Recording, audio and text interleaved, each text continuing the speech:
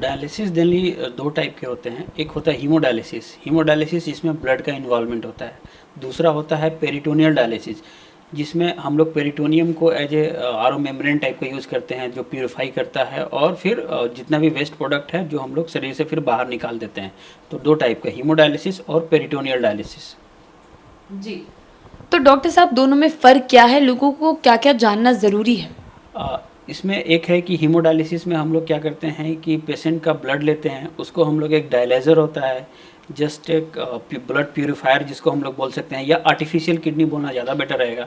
तो ब्लड उसमें जाती है, ब्लड फिर प्यूरिफाई होती है, वेस्ट प्रोडक्ट सारे एक दूसरे चैनल से निकल जाते हैं, फिर वो प्यूरिफाइड ब्लड वापस हम लोग मरीज के शरीर में डाल देते हैं। तो ब्लड जाती, गंदे ब्लड जाती है और प्यूरिफाइड ब्लड वापस शरीर में आती है। तो एक तरह से आर्टिफिशियल का काम किडनी का काम करता है। दूसरा है peritoneal membrane, peritoneal dialysis. Peritoneal dialysis में हम लोग कोई आर्टिफिशियल किडनी का इस्तेमाल नहीं करते हैं।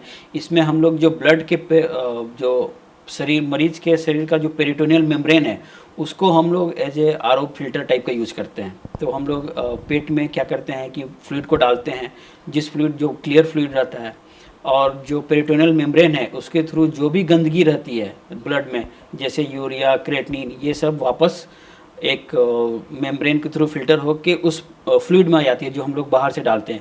फिर हम लोग कुछ समय अंतराल पर उस फ्लूइड को बाहर निकाल देते हैं, तो मतलब गंदगी को निकाल देते हैं, फिर दोबारा हम लोग अच्छे फ्लूइड डाल देते हैं। तो ये मेनली पेरिटोनियल डायलिसिस है। ये जनरली घर पर किया जाता है और डायलिसिस के लिए हम लोग को बार बार हॉस्पिटल आना पड़ता है। ये दोनों में विशेष अंतर है। जी, तो डॉक्टर साहब ये हीमोडायलिसिस जो आप बता रहे हैं, ये लोग कहाँ कराएं, कितनी देर तक होना चाहिए, इससे जुड़ी क्या क्या चीज़ें हैं? हीमोडायलिसिस जनरली बहुत सारे सेंटर होते हैं, डायलिसिस सेंटर होते हैं या हॉस्पिटल होते हैं। जैसे हमारे पास में state of the art haemodialysis centre है, तो वहाँ पर आके आप लोग करा सकते हैं। हीमोडायलिसिस जनरली जैसे कि हम लोग की किडनी है, किडनी की हम लोग की किडनी जो है 24 आवर इंटू 7 डेज, ठीक है, मतलब कंटिन्यूस काम करती रहती है, इसमें कोई ब्रेक नहीं होता है। लेकिन हीमोडायलिसिस है जो हम लोग सप्ताह में 3 दिन कराते हैं। 3 दिन मतलब कि जस्ट 3 दिन, और ड्यूरेशन जनरली 4 घंटे का रखते हैं। तो हम लोग अगर गुना करें तो 4 इंटू 3 12 आवर, तो 12 आवर पर वीक कम से कम करना चाहिए।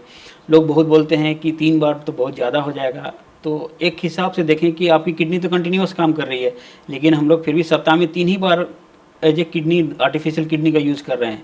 तो मिनिमम इतना ज़रूर कराएं, 12 आवर से वीक, मतलब 3 दिन कम से कम 4-4 घंटे की डायलिसिस ज़रूर कराएं। जी, हीमोडायलिसिस के लिए जो प्रिपरेशंस होती है वो कैसी होती है, ये सारी चीज़ें भी मैं चाहूँगी आप दर्शकों को बताएं। जनरली डायलिसिस हम लोग कब कराते हैं? डायलिसिस हम लोग कब तभी कराते हैं जब आपकी किडनी पूरी तरह से फेल हो जाती है। मेडिकल टर्म में हम लोग इसको CKD स्टेज 5 कहते हैं या फिर इंड स्टेज किडनी डिजीज़ कहते हैं। मतलब किडनी अभी आपकी एकदम काम नहीं कर रही है, यूरिन नहीं बन रहा है, यूरिया क्रेटिनिन बहुत ही ज़्यादा हो गया है, मरीज के शरीर में लक्षण बहुत ही सीवियर हो गए हैं, जिसके कारण उसका जीना मुश्किल हो गया है, खा नहीं पा रहा है, भूख नहीं लगता है, बार बार उल्टी होती रहती है, कमजोरी होती रहती है, थकान आते रहता है, सांस में प्रॉब्लम होते रहता है। तो ये सब कंडीशन देख के एक बार नेफ्रोलॉजिस्ट और पेशेंट के राय से ही फिर हम लोग डायलिसिस स्टार्ट करते हैं। तो प्रिपरेशन का है कि पहले एक एक्सेस बनाना पड़ता है हीमोडायलिसिस के लिए। कहाँ से आप करेंगे डायलिसिस? एक बहुत ही ज़्यादा अमाउंट में ब्लड की ज़रूरत होती है। तो जनरली अगर आपका स्टेज पहले आ जाते हैं तो एक फिस्टुला बना लें, जिसको हम लोग AB फिस्टुला बोलते हैं, एक फिस्टुला बना लें। और नहीं तो अगर कभी कभी अर्जेंट डायलिसिस शुरू करना पड़ता है तो उस कंडीशन में हम लोग जुगुलर कैथेटर से, डायलिसिस कैथेटर से डायलिसिस स्टार्ट करते हैं।